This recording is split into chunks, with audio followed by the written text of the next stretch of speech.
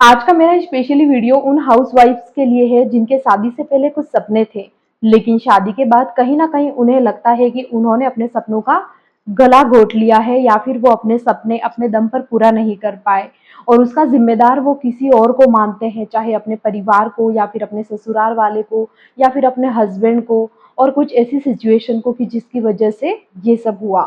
कई सारी फीमेल्स तो ऐसी भी है जिनके पास अच्छी खासी डिग्री है, बहुत अच्छे से पढ़ाई कर रखी है, लेकिन फिर भी वो हाउसवाइफ बन के घर पर बैठी है, कुछ भी नहीं कर पा रही है सिवाय घर संभालने के। और कहीं ना कहीं मन में ये कश्मकश रहती है कि काश मैं भी कुछ कर पाती, मैं भी बाहर जाके कोई काम कर पाती या अपने दम पर अपने पैरों पर खड़े होती। तो कहीं ना कहीं एक मोमेंट पे जाके हर औरत को ये फील जरूर आता है और आना भी चाहिए। अगर आपको ऐसा नहीं लगता है, अगर आपको लगता है कि आपका ससुराल जहाँ पर आपकी शादी हुई है वो पूरी तरह से संपूर्ण है, किसी चीज़ की आपको कोई कमी नहीं है और आप बिल्कुल घर पे हैं और घर पे बैठे बैठे घर संभाल रहे हैं, सारी चीज़ें कर रहे हैं और बाकी आपकी जो ज़रूरतें हैं वो आपकी पूरी हो रही है, किसी और के हिसाब से हो रही है। जो व्यक्ति यानी कि आप अगर ससुराल में हैं तो आपके हस्बैंड के हिसाब से या ससुराल में और भी लोग होंगे उनके हिसाब से आप रह रहे हैं और आप उसमें कंफर्ट हैं और आप खुश हैं। लेकिन फिर भी मैं कहना चाहूंगी कि कहीं ना कहीं किसी भी लेडीज को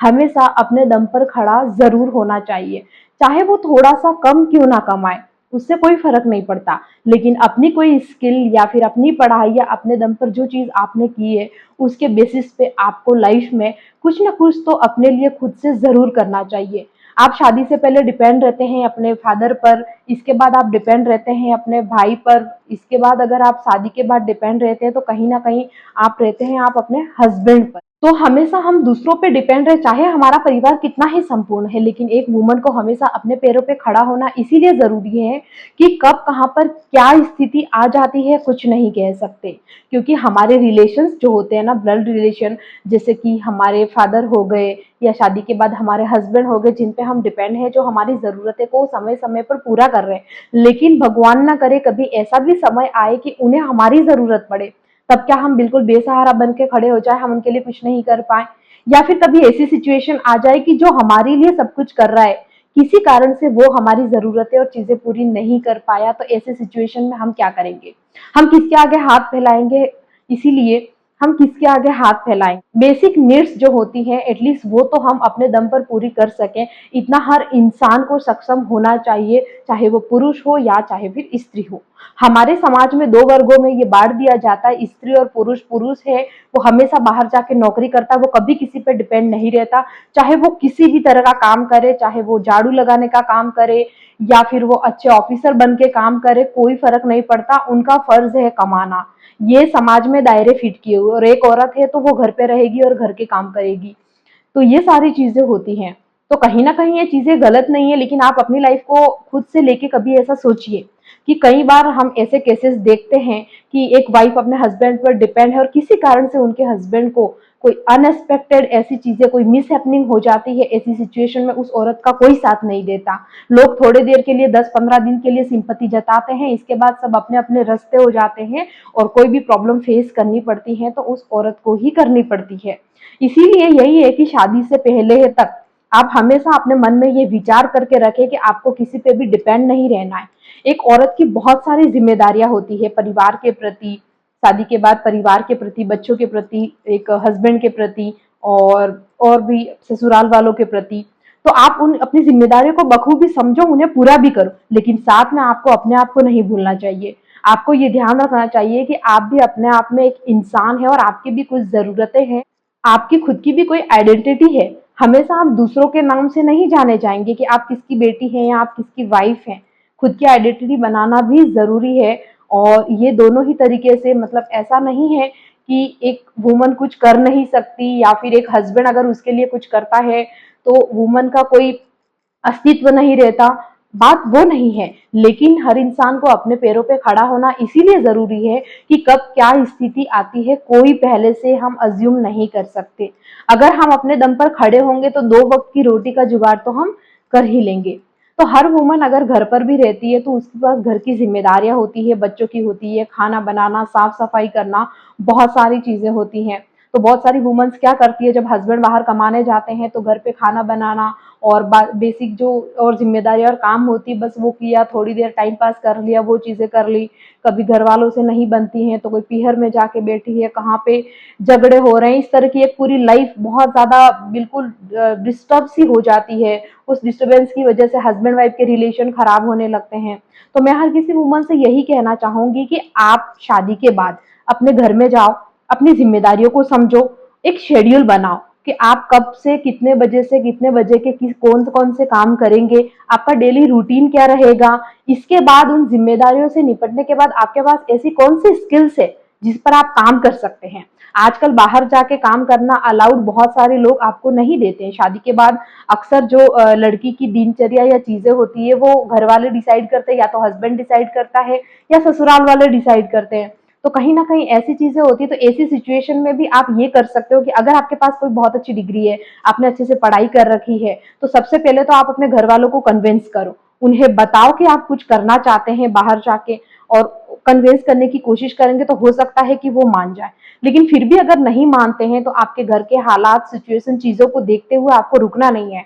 आप आजकल बहुत सारे घर पे बैठे बैठे भी ऐसी सारी चीजें हैं जो आप कर सकते हो। बहुत सारे ऑप्शंस अवेलेबल हैं, ऑनलाइन थ्रू जा सकते हैं, सोशल मीडिया के थ्रू जा सकते हैं, ऑफलाइन भी घर पे बैठे बैठे बहुत सारे काम आप कर सकते हैं, जैसे ट्यूशंस, कुकिंग क्लासेस ले सकते हैं, आप यूट्यूब पे वीडियोस बना सकते हैं। आपके पास कढ़ाई बुनाई किसी भी तरह की स्किल है, चाहे आप पढ़े लिखे नहीं है या फिर आप अनएजुकेटेड भी हैं, तो भी अगर आपके पास कोई एकाध ऐसी चीज तो होगी के बेसिस पे आप अपना अस्तित्व बना पाए, अपनी आइडेंटिटी बना पाए। आप घर को भी अगर संभालते हैं तो बहुत अच्छे से मैनेज कीजिए, अपने हस्बैंड को सपोर्ट कीजिए किसी न किसी तरीके से। अगर वो दो पैसा कमा के ला रहे हैं तो उसे किस तरह से मैनेज करना है, या फिर वो कितना कमा रहे हैं तो और ज्यादा वो कुछ कर सके उसमें आप उनका क्या सहयोग कर सकते हैं, या फिर अगर वो जितना कमा के ला रहे हैं उसमें किस तरह से चीजों को ऐसे मैनेज किया जाए कि दो पैसा आप इस तरह से सेविंग करें कि जरूरत के समय आप उनकी मदद कर पाए। घर में ऐसा माहौल है कि बहुत ज्यादा सुनना पड़ता है,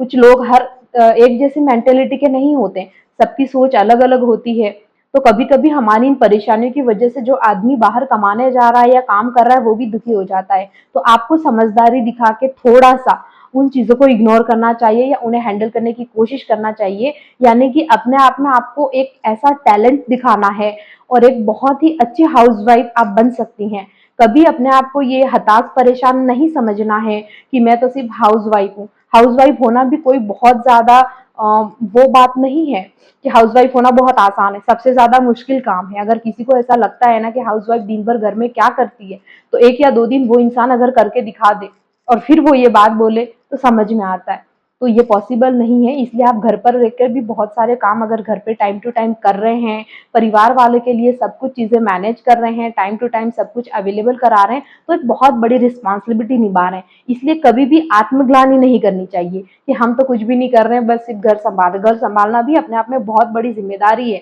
माना कि उसके बदले में आपको सैलरी नहीं मिलती है, लेकिन आपके कारण कोई दूसरा व्यक्ति बाहर जाके काम कर पा रहा है, दो पैसा कमा के ला पा रहा है, ताकि आप घर में चीजें मैनेज कर रही हैं। बट हमेशा घर के साथ आप मैनेज कोशिश कीजिए। अधिकतर हाउसवाइफ क्या करती हैं कि घर का थोड़ा बहुत ऊपर नीचे काम कर लिया, ठीक से किया नहीं किया, या तो दिन भर सो रहे हैं या फिर इधर उधर फालतू की बातें कर रहे हैं या लड़ाई झगड़ों में समय वेस्ट कर रहे हैं। ऐसा नहीं करना चाहिए, आपको शेड्यूल के हिसाब से काम करना चाहिए। साथ में जो टाइम आपको बचता है इतनी स्किल्स पे काम करना चाहिए, अपने फिजिकल हेल्थ पे ध्यान देना चाहिए, अपनी डाइट पे ध्यान देना चाहिए, आपको एक्सरसाइजेस करना चाहिए, और आप किस तरह से बेटर अपने बच्चों के लिए आप क्या कर सकते हैं घर पे रह के, वो चीजें आपको करनी चाहिए। तो इस तरह से एक हाउसवाइफ होना कोई बहुत ज्यादा छोटी बात नहीं होती। अगर किसी को ये वहम है तो उनका वहम आप इस तरह से दूर कीजिए। कोई आपको सुनाता है कि दिन भर घर में बैठे रहते हो, घर में पड़े रहते हो, क्या करते हो, कि काम के नहीं हो, तो उनकी बातों से कभी भी डरिए मत। आप अगर सारी रिस्पॉन्सिबिलिटीज बहुत अच्छे से निभा रहे हैं, अपनी जिम्मेदारियों को आप समझ रहे हैं, तो आपको किसी से दबने की या डरने की जरूरत नहीं है। और बस लास्ट में भी मैं एक ही बात कहना चाहूंगी कि अपने दम पर अपने पैरों पे खड़े होने की कोशिश कीजिए। कोई चीज आपको थोड़ी बहुत जानकारी अगर है तो जानकारी के लिए आपके पास सोशल मीडिया अवेलेबल है, अपने नॉलेज को बढ़ाइए और फिर आप डिसाइड कीजिए कि आप घर पे बैठे बैठे घर की जिम्मेदारियों को निभाते हुए आप क्या क्या कर सकते हैं। आप बहुत कुछ कर सकते हैं, किसी से दबने की या डरने की जरूरत नहीं है। तो मेरा सबसे यही निवेदन है कि अगर आप अपने आप को बेहताश और परेशान महसूस कर रहे हैं तो आज से ऐसा करना बंद कीजिए। अपने आप पे प्राउड कीजिए और आप अपनी ज़िम्मेदारियों को बखूबी से निभाएँ और साथ में आप अपना भी ख़्याल करें और अपना अस्तित्व बनाएँ, अपनी आइडेंटिटी को क्रिएट करें और अपने हस्बैंड के साथ में सपोर्ट में उन्हें लेकर के एक सही रास्ते पर चलें और अपने भविष्य को आप सुनहरा बनाएँ।